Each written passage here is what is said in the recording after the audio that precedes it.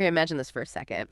You wake up and there's this biting chill. Straight away, you know something's wrong. The air feels damp, the lights just off. You're someone totally unfamiliar. Your hands like automatically dive into your pockets, right?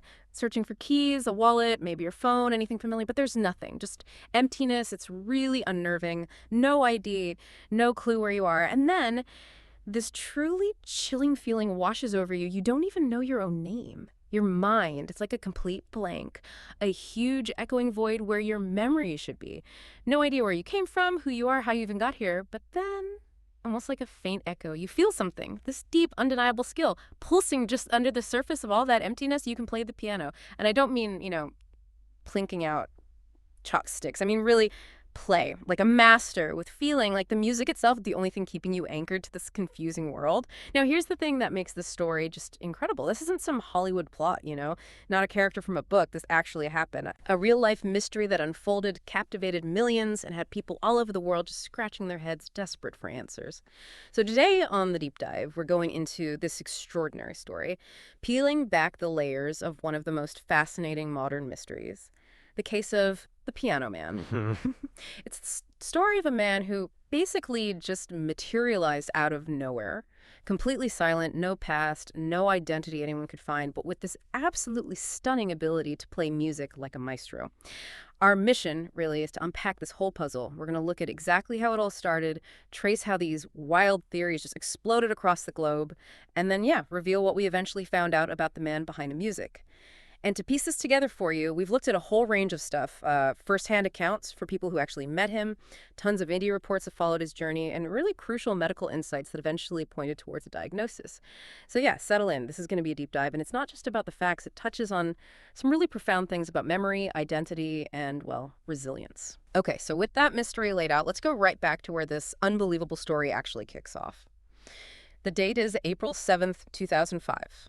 We're in Sheerness, England. It's a small, pretty quiet port town on the Isle of Sheppey. It was a cold night, damp, rainy, the kind, makes you first want to bundle up and get inside. And amidst all that dismal weather, this figure just appears. A man, completely soaked from the rain, wearing a black overcoat. But what was strange was he was actually quite neatly dressed, considering no obvious injuries, no sign of fear in his eyes, wasn't moving frantically or anything, just this really profound silence. He wasn't asking for help, wasn't going anywhere specific, just standing quietly near the entrance of a local supermarket, sort of watching the world go by, but not engaging with it at all. Someone working inside the supermarket noticed him, standing there so still, not interacting. Eventually, they went out to him, tried to talk to him, but nope. No words, no explanation from the man. So given how unusual it all was, his silence and everything, they called the police. He was then gently escorted to Medway Maritime Hospital. Now, this is a local place mostly dealing with everyday stuff, broken arms, coughs, the flu, And suddenly they're faced with this massive mystery, completely different scale. He just sat there patiently on the hospital bed. His posture was weirdly calm, his gaze totally blank, distant. But even without a single word, the doctors and nurses knew straight away something was deeply wrong. This wasn't something physical they could just diagnose easily. It felt like this deep, unsettling silence of the mind. Yeah, and it's exactly those moments that really push medical staff and law enforcement, too. What's so fascinating right from the start is the huge challenge he presented, just trying to interact with him in those first hours, first days. In the hospital, he was just consistently, almost unnervingly quiet. Kept that blank stare, the calm posture. It was like this impenetrable wall of silence around him. The staff, obviously desperate to figure out who he was, started with the absolute basics. What's your name? Where are you from? Standard stuff. Nothing. So then they started trying different languages, right? Hoping maybe something would click. They tried French, German, Polish, Spanish, Italian, basically any common European language someone on staff spoke. But every single time, every question, every attempt at friendly conversation, same result. Nothing. Just these slow, deliberate blinks. It didn't feel like he was just confused or in shock. It felt deeper, like he was profoundly disconnected, somehow walled off from the world and even from himself. And this total lack of any basic info, no name, no origin, no talking it, immediately created this massive, unprecedented problem for everyone. Medical teams, police, they had this physically healthy man who, for all intents and purposes, didn't seem to exist in any system they could check. The sheer emptiness of his responses, or really the lack of any response, it wasn't just confusion. It pointed to something much deeper, almost deliberate in its silence. And it makes you think, what do you do first when someone can't or won't communicate? You try languages, you look for clues, nonverbal signs. But with him, nothing. It must have been incredibly disorienting, honestly, probably unsettling for the staff. This person who's physically there but totally absent in terms of identity. A living puzzle right in front of them. They were just left feeling kind of helpless, trying to reach someone who seemed completely lost, even to himself. Right, and the puzzle just got deeper, didn't it? As the days turned into a week, then nearly two. Still nothing. No name, no words, not even a flicker of recognition about who he might be. His routine was just quiet, almost like a ghost in the ward. He'd ate the food the nurses gave him, basic functions were fine. But any attempt at small talk, any kindness, no response. Completely avoided eye contact. His gaze was always somewhere else, fixed on some point beyond the hospital walls. They tried everything, didn't they? Offering paper and pens, showing him photos, books, but he wouldn't touch anything, wouldn't interact. One nurse apparently described him as a living statue, just there, silent.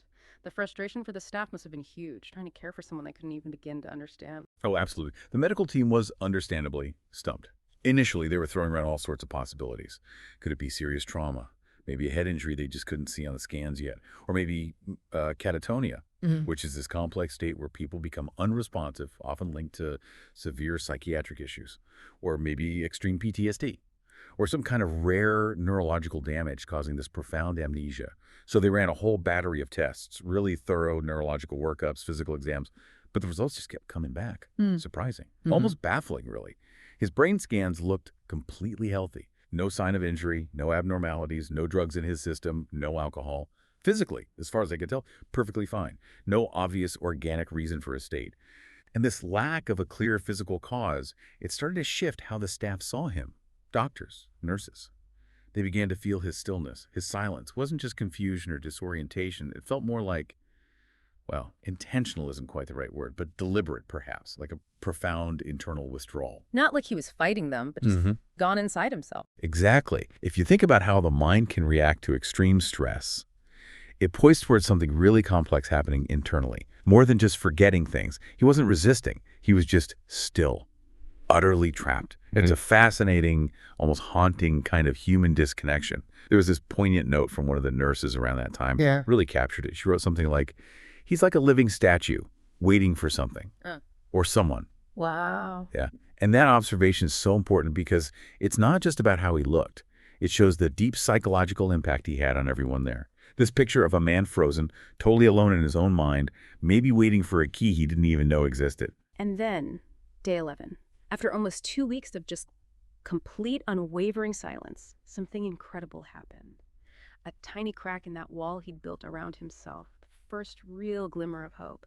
A nurse, maybe just going through the motions, maybe still desperately hoping for something, she just quietly put a pencil and a piece of paper on his table while doing her rounds. Probably didn't expect anything, right? Just another small gesture after so many failed attempts.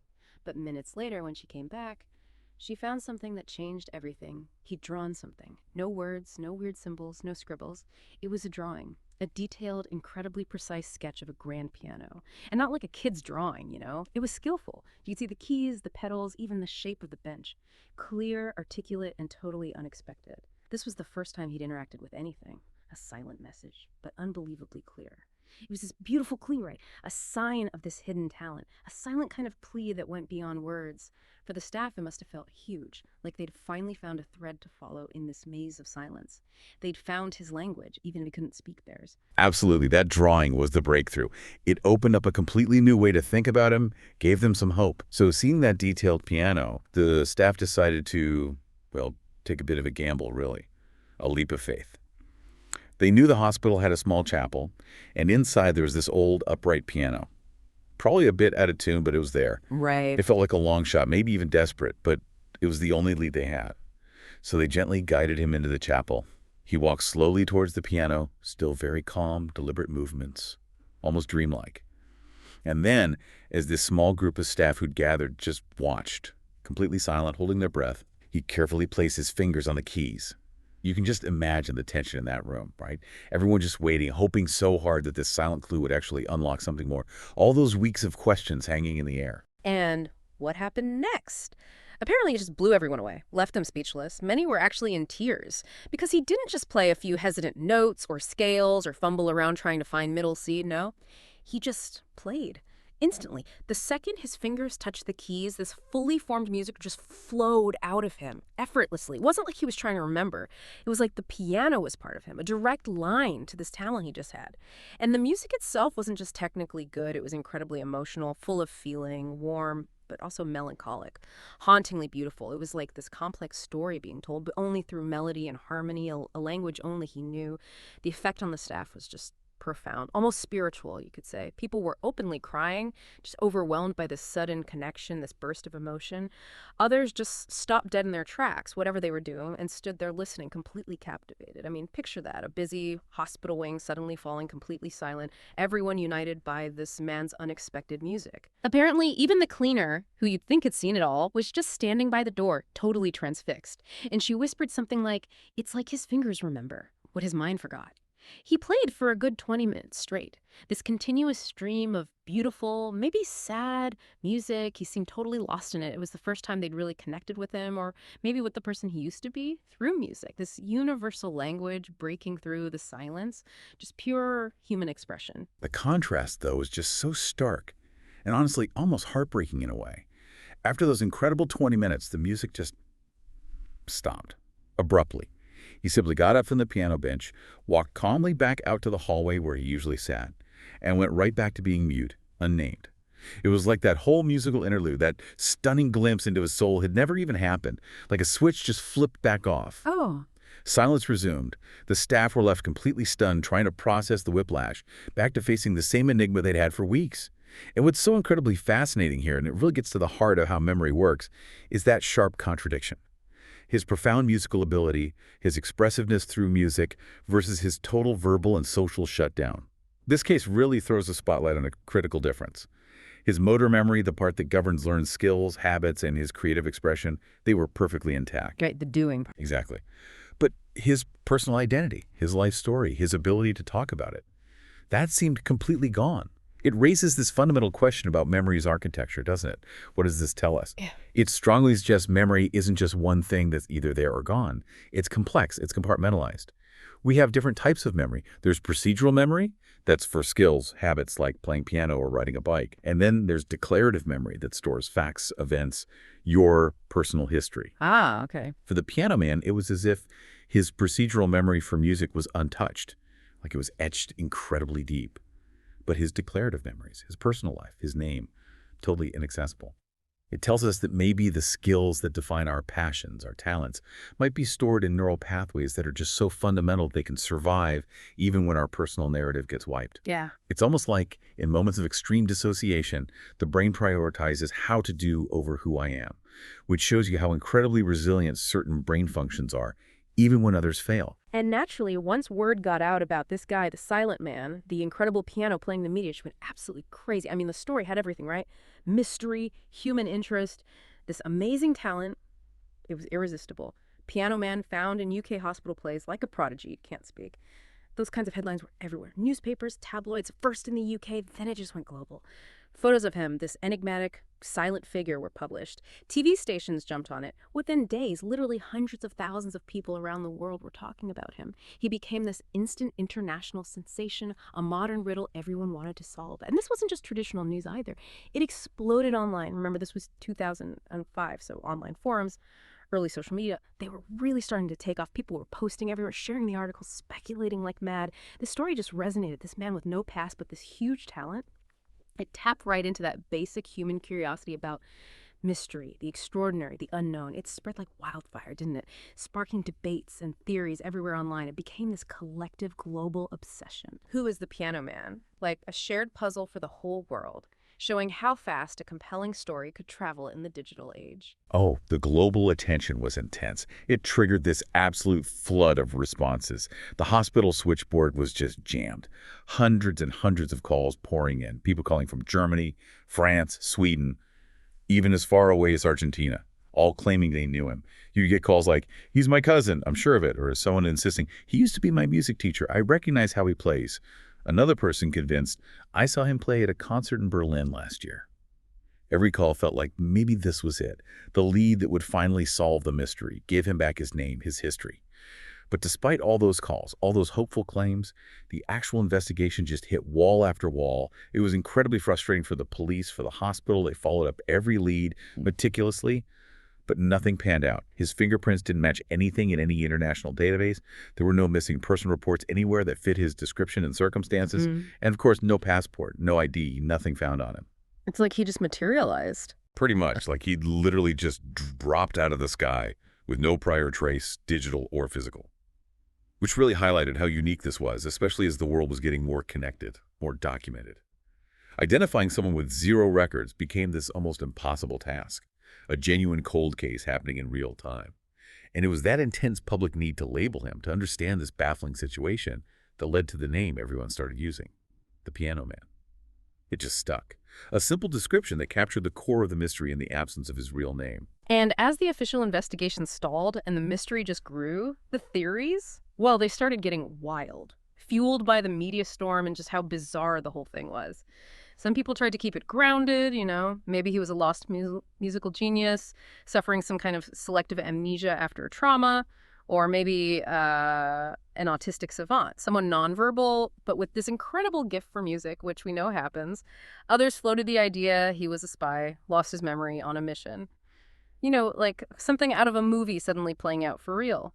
Yeah. The rational theories were already pretty out there, but still left huge gaps. But then, as you can guess, things started getting really strange, especially online. Those forums became breeding grounds for some truly out there ideas. People were posting stuff that was basically science fiction. He's a clone from a secret experiment, someone would write. Then another replies, no, he was erased by some secret agency, deep state stuff, that's why there are no records. And my favorite, really pushing it, he's not from here, not from Earth, he's an alien. Now, obviously these theories were just fantasy, no evidence at all. But they tell you a lot about us, right? About human psychology, our need for dramatic, often conspiracy-tinged explanations when we face something truly inexplicable.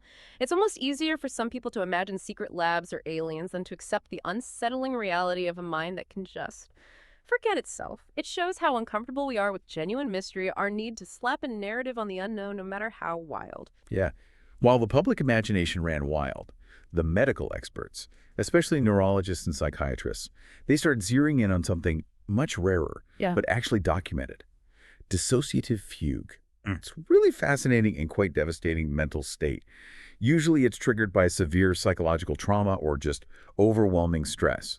What happens basically is the brain kind of disconnects itself from the person's identity, their personal memories, sometimes even their surroundings. It's not just forgetting a few things. It's like a spontaneous wholesale erasure of your personal history, your sense of self. And it often involves unexpected travel or wandering, just like we saw here. And the symptoms of dissociative fugue, they matched the Piano Man almost perfectly. It was like a textbook case in some ways. Patients typically don't know who they are, have no memory of their past. And in some severe cases like his, they become unable to speak or interact socially. There's this analogy mental health professionals sometimes use. Imagine your brain shutting off every connection to your life, like forcibly deleting files from a computer's hard drive. Wait, all the data that makes you, name, job, family memories, life experiences just gone, inaccessible. The person literally becomes a stranger to themselves. They might adopt a new, quieter identity for a while, totally unaware of their past life. Diagnosing it means ruling out other things first, of course. Substance abuse, brain injuries, even faking it malingering. But in Andreas's case, all the physical tests were clear, which strongly point towards a psychological cause. It's rare, yes, but it absolutely happens. But here's the bit that ties it all together so perfectly with him, with his incredible talent. In dissociative fugue, while those declarative memories, your personal history, facts, names get wiped, motor memory often stays completely intact. That's the part of the brain handling learned physical skills, the how-to stuff. So someone in a fugue state, they can still walk, still write, still do complex physical things they learned before. And as we saw so beautifully and profoundly in this case, they can still play music. It's like, the analogy of deleting files. It's like the whole hard drive of your life gets wiped clean, except one file remains, a piano file. This deeply ingrained, complex skill just refuses to be deleted. It really does suggest something incredible about how memory works, doesn't it? How segmented the brain is, how it organizes our sense of self, our experiences, especially when facing trauma. And it makes you wonder, why that skill? Why the piano? Why did that survive when his name, his whole life story was gone? That is the fascinating question. Maybe those procedural memories, the skills practiced over years until they're almost automatic, maybe they're embedded differently in more robust pathways that resist that kind of traumatic shutdown. What's a strong possibility? It's almost like the passion, the talent, the muscle memory of the music was so fundamental to who he was, neurologically speaking, that it could survive even when other parts of his identity just crumbled temporarily. It really poses that question. What other deep talents or skills might survive something like that, just lying dormant, waiting for the right trigger? So weeks went by. And as it always happens with big news stories, the media frenzy around the Piano Man started to die down, slowly but surely. The initial global obsession faded, replaced by newer headlines, other stories. He still played the piano sometimes in the hospital chapel, these moments of incredible beauty, but he still wasn't speaking. The medical team kept observing him, but that initial hope for a quick ID had definitely faded. It started to feel like the mystery might just stay unsolved. A strange footnote in medical history. But then, just an ordinary day, the breakthrough finally came. Quietly, unexpectedly. The moment that unraveled everything. A call came into the hospital. Not a reporter, not another curious person calling in a theory. This call was from Germany. And it wasn't another vague claim. It was a social worker. She'd seen his photo in the news reports, looked into the details of this very unusual case, and felt increasingly certain she knew who this man was.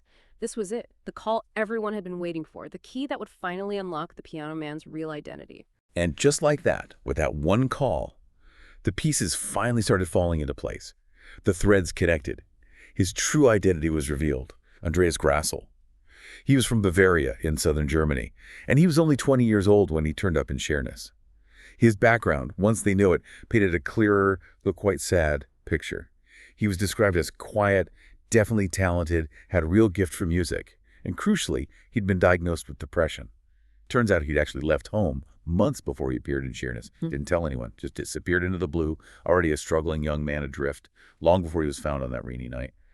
When they showed Andreas his own photo, that moment was, well, incredibly telling, but also deeply understated. There wasn't this sudden flash of recognition, no big gasp, no flood of emotion like you'd expect in a movie. No dramatic reveal. Not at all. It was like he was looking at a stranger, a face with no connection. But then came the vital detail, the subtle confirmation that finally broke through weeks of silence. When someone spoke to him in German, his native language, he gave this quiet, almost tiny nod. It wasn't memory sledding back, it wasn't speech, not like he suddenly remembered everything. Just this subtle, almost imperceptible acknowledgement of his own language. And what's so fascinating is that fragmented, hesitant return to himself. It wasn't instant. It suggested a slow, maybe painful process of putting himself back together. Starting with the very basic recognition of his mother tongue, that quiet nod, that little flicker. It suggested a long road ahead. Rebuilding an identity piece by piece. It really shows that recovering from something like dissociative fugue isn't usually a sudden awakening. It's a gradual, often tough, journey back. And shortly after they confirmed who he was, Andreas Grassl was quietly taken back to Germany. His return was as private and low-key as his arrival in Sheerness had been public and baffling.